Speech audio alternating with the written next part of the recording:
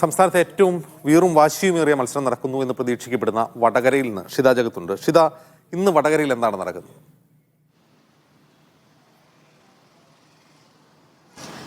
അജിംസ്, ഇന്ന് വടകരയിൽ സ്ഥാനാർത്ഥികൾ വ്യക്തികളെ കാണുകയാണ്. പ്രത്യേകിച്ച് പ്രധാനപ്പെട്ട ഏതെങ്കിലും വ്യക്തികളെ വിട്ടുപോയിട്ടുണ്ടെങ്കിൽ അവരെ കാണുക, ഒപ്പം തന്നെ ഫോണിലൂടെ തന്നെ എല്ലാവരോടും വോട്ട് ഉറപ്പിക്കുക എന്നുള്ള കാര്യമാണ് അവർ ചെയ്യുന്നത്. അല്പസമയം മുമ്പ് UDF സ്ഥാനാർത്ഥി ഷാഫി പറമ്പിലിനോട് സംസാരിച്ചിരുന്നു. അദ്ദേഹം പറഞ്ഞിരുന്നത് ഇനിയിപ്പോൾ ആളുകളോട് വോട്ട് ചോദിക്കേണ്ട കാര്യമില്ല, കാരണം ഇന്നലത്തതോടുകൂടെ തന്നെ ആളുകളെല്ലാം തന്നെ മനസ്സിൽ തയ്യാറാക്കിയിട്ടുണ്ടാവും ആർക്ക് വോട്ട് ചെയ്യണമെന്നുള്ള കാര്യത്തിലൊക്കെ ഒരു തീരുമാനം എടുത്തിട്ടുണ്ടാകും.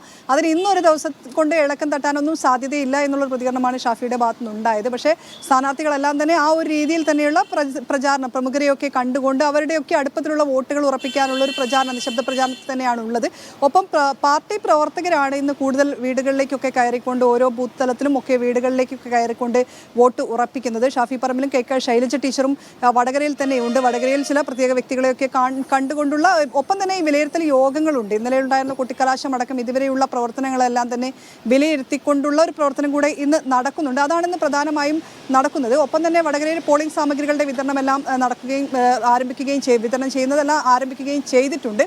അപ്പം വടകരയെ സംബന്ധിച്ചിടത്തോളം വടകരയിൽ ഏറ്റവും വീറും വാശിയും കൂടിയ ഒരു പോരാട്ടം തന്നെയായിരുന്നു. ആദ്യഘട്ടം മുതൽ തന്നെ ഒരു സ്റ്റാർ മണ്ഡലം എന്നുള്ള രീതിയിൽ തന്നെ വടകര ശ്രദ്ധേയമാവുകയും ചെയ്തിരുന്നു. ഷാഫി പറമ്പിലും KK ശൈലജയും മത്സരത്തിന് എത്തിയതോടുകൂടിയാണ് അങ്ങനെ ഒരു ചിത്രം വന്നത്. ഒപ്പം തന്നെ പ്രചാരണത്തിൽ മറ്റെവിടെയും കാണാത്ത രീതിയിലുള്ള കളർഫുൾ ആയിട്ടുള്ള ഒരു പ്രചാരണം, വമ്പിച്ച ആൾക്കൂട്ടത്തെ നിലനിർത്തിക്കൊണ്ടുള്ള ഒരു പ്രചാരണം തന്നെയായിരുന്നു വടകരയിൽ ഉണ്ടായത്. അത് ഏറ്റവും അവസാനത്തെ ദിവസത്തെ കൊട്ടിക്കലാശത്തിൽ നമ്മൾ കണ്ടതാണ്. അത്രയേറെ ആളുകൾ രണ്ട് മുന്നണികൾക്കും തടിച്ചുകൂടുകയും ചെയ്തിട്ടുണ്ടായിരുന്നു.